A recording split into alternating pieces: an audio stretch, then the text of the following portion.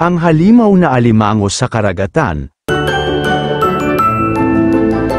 Noong unang panahon, may isang maliit na baryo sa tabing dagat na tinatawag na San Isidro. Ang mga tao rito ay namumuhay sa pangingisda.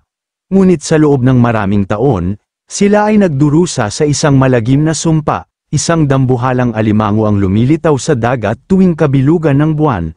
Sinasalakay ang kanilang bangka, at kinukuha ang mga mangingisda na hindi na muling bumabalik. Ayon sa matatanda, ang halimaw na ito ay dating isang hari ng mga alimango na naghari sa ilalim ng dagat.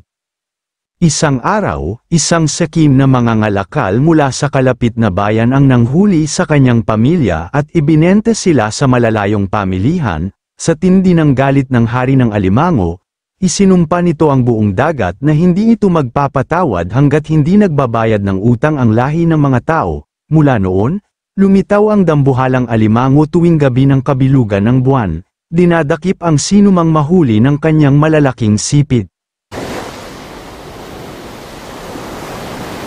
Dumating ang araw na hindi na kayang tiisin ng mga taga San Isidro ang kanilang takot.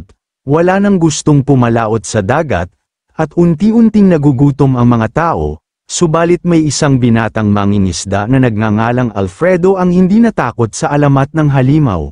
Lumapit siya sa pinakamatandang babae sa baryo, si Lola Talia, at nakiusap na sabihin sa kanya ang sekreto ng halimaw na alimango. Ayon kay Lola Talia, may isang mahiwagang perlas ng dagat na nasa ilalim ng isang malalim na yungib sa pusod ng dagat. Sinabi rin niyang ang sinumang may hawak ng perlas ay magkakaroon ng kapangyarihang makontrol ang dagat, kasama na ang dambuhalang alimango.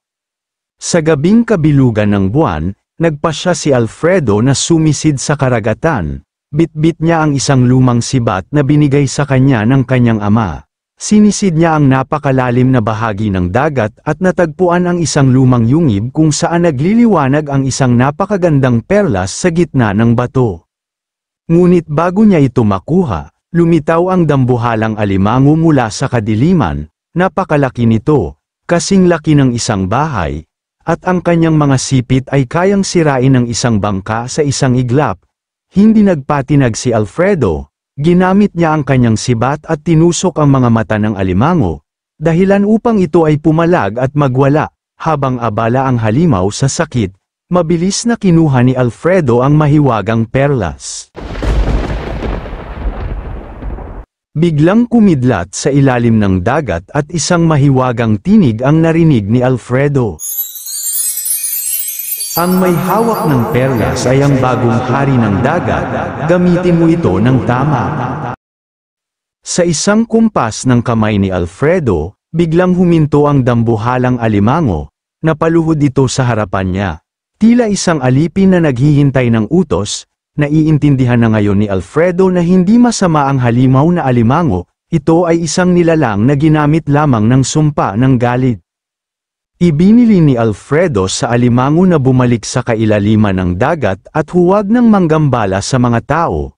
Mula noon, nawala ang takot sa mga taga San Isidro, at bumalik ang kasaganahan sa kanilang baryo. At si Alfredo, siya ang naging pinakatanyag na mangingisda sa kasaysayan ng kanilang bayan, kilala bilang Hari ng Karagatan, ang nagpatigil sa sumpa ng dambuhalang alimango. Maraming salamat sa muling pakikinig ng maikling kwento. Kung gusto mo pang makinig ng iba't ibang kwento, bisitahin ang playlist ng mga kwentong kababalaghan sa aking YouTube channel. At huwag kalimutang i-subscribe ang Jonas Mini Vlog para updated ka sa bawat kwento.